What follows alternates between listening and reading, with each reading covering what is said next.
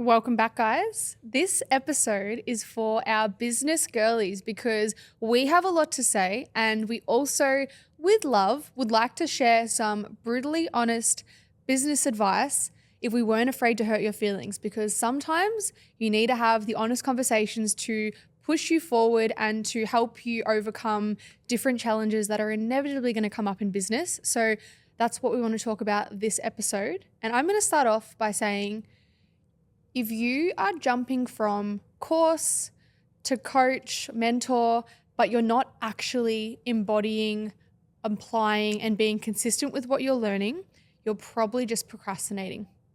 Ooh, it hurts. It hurts. I think sometimes I see this a lot. And when we want to build confidence, I think that learning a new thing is making us think that maybe if I know this, then I'll feel more confident to show up online. Or once I've got to this level, then I'll be able to do the next thing.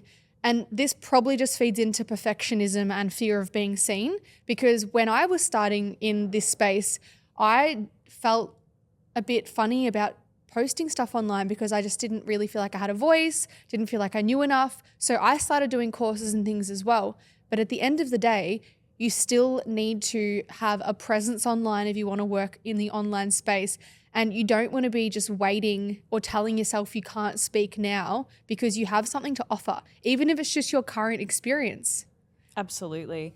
I also just find it such a weird phenomenon. Is that the right word? Phenomenon. Yeah, that's the one. We'll go with that. I just find it so weird that people so desperately want to build a successful business, but they avoid the thing that is going to get their name, their face, their image, their offer, their expertise, their brain out there, which is social media. I hate to be the one to break it to you, but if you are not learning the art of content creation, offer creation, selling on stories, selling in DMs, selling on sales calls, and you don't think that that's important to grow your business, you are always going to struggle to get leads. We live in the 21st century, right? And look, this might be a little bit different if you have a brick and mortar business, but even if you have a brick and mortar business, why would you not get on a free app like Instagram, TikTok, or YouTube to promote what it is that you are doing? When we think about, growing our business or starting a business, right? You to your core believe that you can do it. You to your core believe that you can help someone, whether you're a hairdresser, an online coach, whatever your expertise is. You know that you're good at what you do. So why are you not screaming it from the rooftops, right? Why are you not wanting to get on social media and actually tell people about how great your product is and how you've helped X, Y, and Z? All of a sudden, we always start complaining about the content creation side of things being too hard. But I really look at it like it's a free tool. And I've said this before, but think even 20 years ago, which is not that long ago in this lifetime, you would have to pay roughly $80,000 to put your business on a billboard if you wanted any leads or any traction or anyone to know who you were. If it wasn't a billboard, you would have to pay for a TV advertisement, which would cost you on primetime television anywhere between $10,000 to $50,000. You now have access to a free tool to promote what it is that you do, to impact and change people's lives in whichever which way that is for you. Why are you not taking advantage of it? I watch so many coaches, and I'm going to speak to coaches just for a second. Actually, and it goes for any service-based business owner really, complain that content creation is so hard. They put it as the last thing, fuck it, I'll just outsource it. I can't be bothered doing content creation. It's not that important. It's too hard. It takes me too long. I don't have the time. Insert all of the excuses here. But the reality is the content creation, by being able to become good at that and actually create content that converts your audience from just watching you into wanting to pay you, is really the thing that's going to help catapult your business. Now, you don't need to be the front of your content creation forever, but in the early stages, instead of going, I'm going to outsource that, go, how could I actually become better at it? And that's kind of the first little thing that I want to make a point to say in this podcast is the only reason that you're finding it hard to get clients right now is not because you're shit. It's not because you don't know what you're doing, like what Gemma said. It's probably not because you need to invest in another nutrition course or another biomechanics course or another this, that, whatever to prove to the other coach online that you're a better coach than that person. It's simply because you're invisible. Nobody knows who you are. Nobody knows what it is that you do. And until you start to get better at promoting yourself, showcasing who you are, building authenticity, like no trust with your audience, you getting clients, being the smartest personal trainer, the smartest online coach, the best hairdresser in the world is never going to happen because people don't know who you are. They don't know that you exist. Yeah. I have so many points to talk about. Where do I even start? Your brain's like, I think I'm going to start by just talking about actually, where do I go? I'll go entitlement because I think there's a lot of entitlement with when people start in business and they have friction or there's a push to, get new clients and things like that. And maybe they expected it to be easier or they expected it to happen quicker, but you're growing a business. Like it's not going to happen within a month. We have been doing this for over 7 years, like working in the fitness space, and we have pushed through lots of different challenges along the way.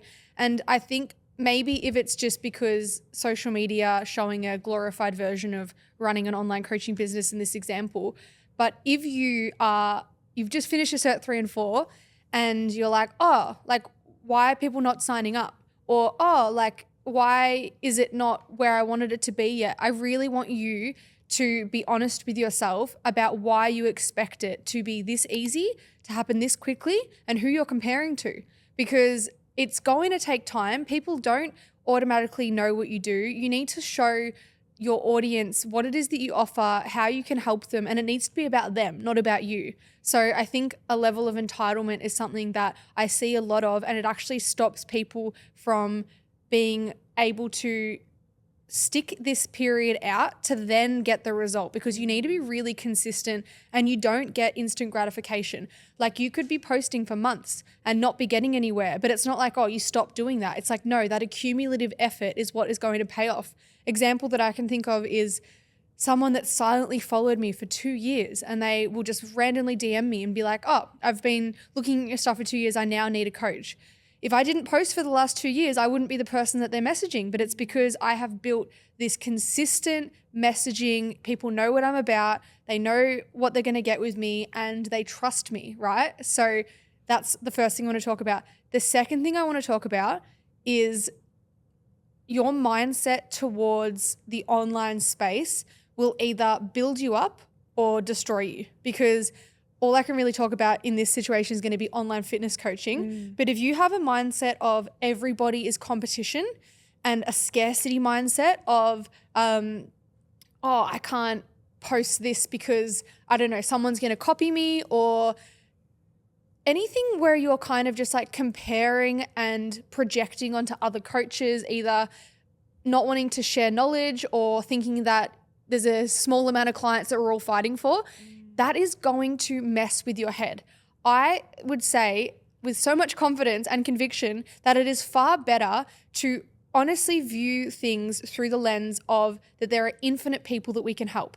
Because the energy when you show up online, scarcity energy, imagine a conversation with a client who's like, I really want help with XYZ. And all you're thinking about is, I just want the sale because there's not many clients. And if your energy is like pushy, you're not actually listening to what they're saying, they will feel that. It's repelling. It's very repelling. It's repelling. Versus if you believe in what you offer and you believe that there are so many people in the world that need your help and that, you're, again, good at what you do, that conversation is going to convey confidence. It's going to convey safety, and it's going to be easier to sell and to communicate with your audience. So just be aware of if you do get stuck in these conversations or kind of thought patterns where, one, you're not posting because you're comparing to someone else.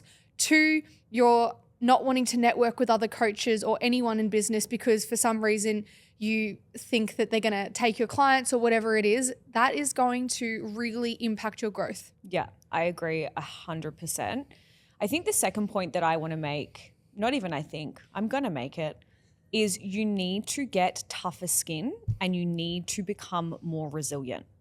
If you are complaining, and I say this with love and grace because I want you guys to have successful businesses, there is nothing that I'm more passionate about in this lifetime than helping women build sustainable, successful, secure businesses so they can find financial freedom and do the thing that they love and build the body of their dreams, of course, because I'm fitness girly as well.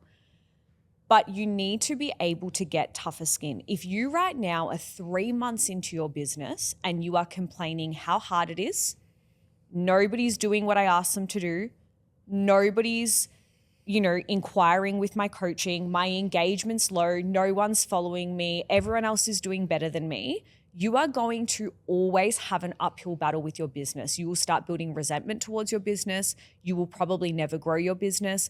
And when you do start making, if you do start making more money in your business, every conversation that you have to have is going to be an uphill battle. I want you guys to think about it this way, right? If you right now have a couple of clients in your business and you really want it to be your full-time thing, that's your goal, right? And just say you're making $500 a week in your business.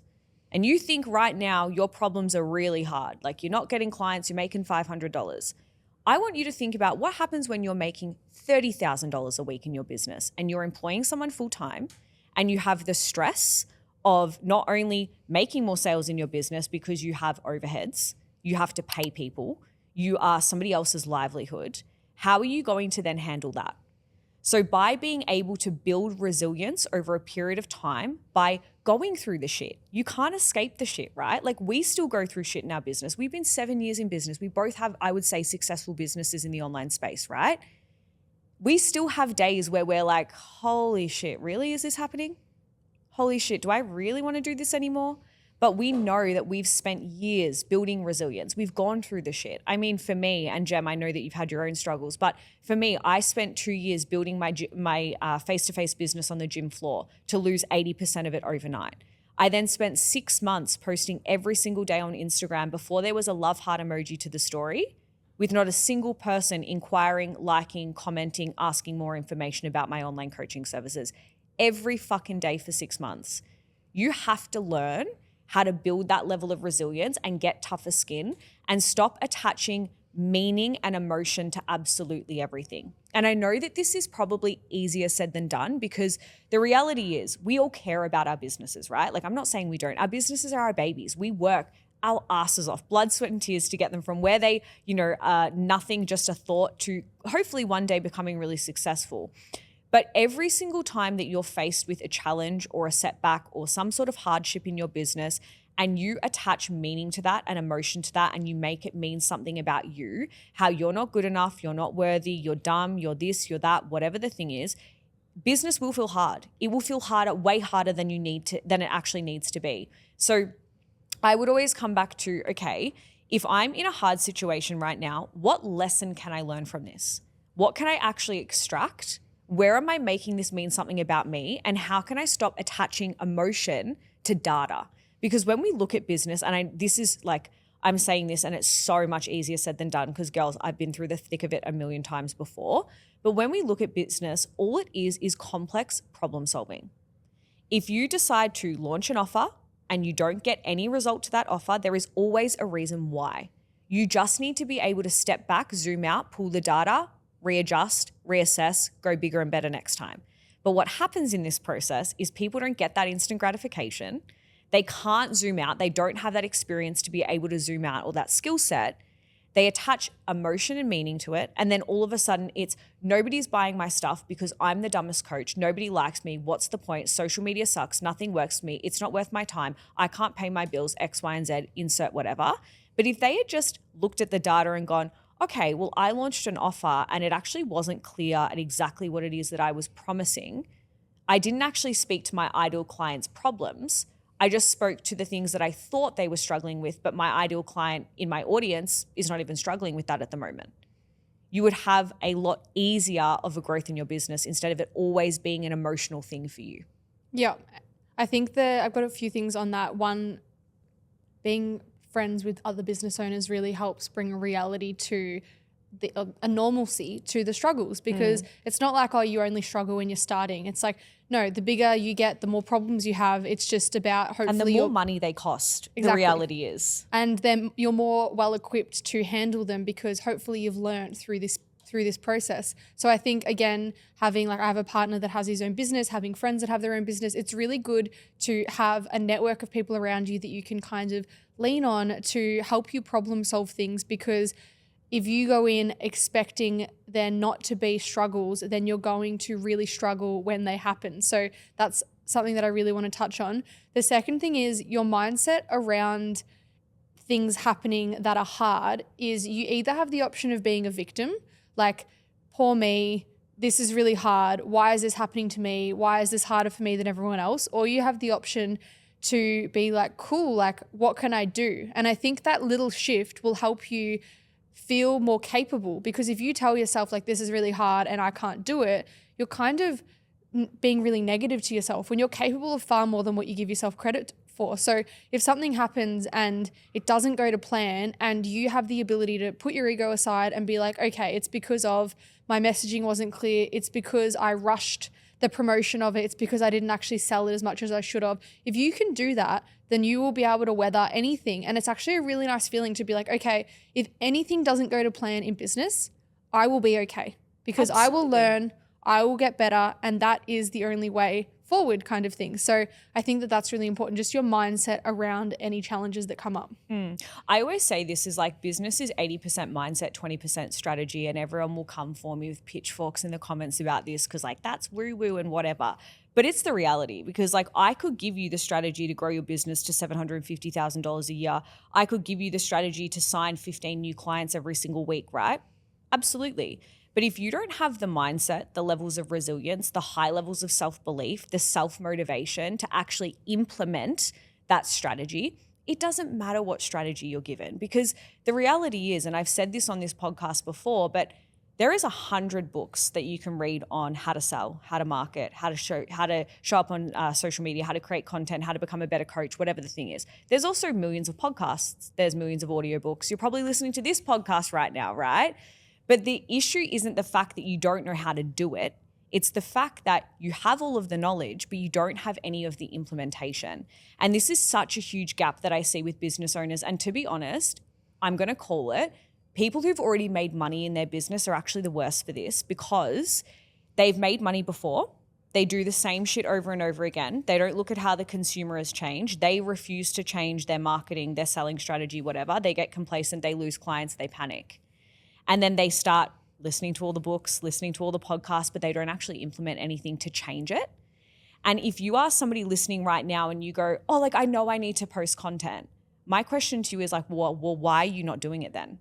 Because if you know what you need to do, your issue isn't the fact that you don't know what to do. It's the fact that you can't action it.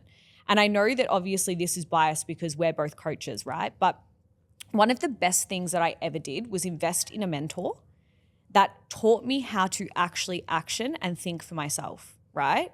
Yes, having a mentor to support you and hold you in the times when, you know, things feel really shit, and having someone to lean on is really important, but also finding someone that's going to hold you accountable, right? Like somebody that is actually going to say to you, you said you wanted to post 4 bits of content this week. Why have you not done it? Instead of you going, oh, I just got really busy and I couldn't have done it. I couldn't have done it this week. You had something good to say. Go. This is just a rogue thing, and we've spoken about this week. But if you are an online coach and you're like, oh, the reason that I don't have clients is because I don't have a pretty Canva template yet.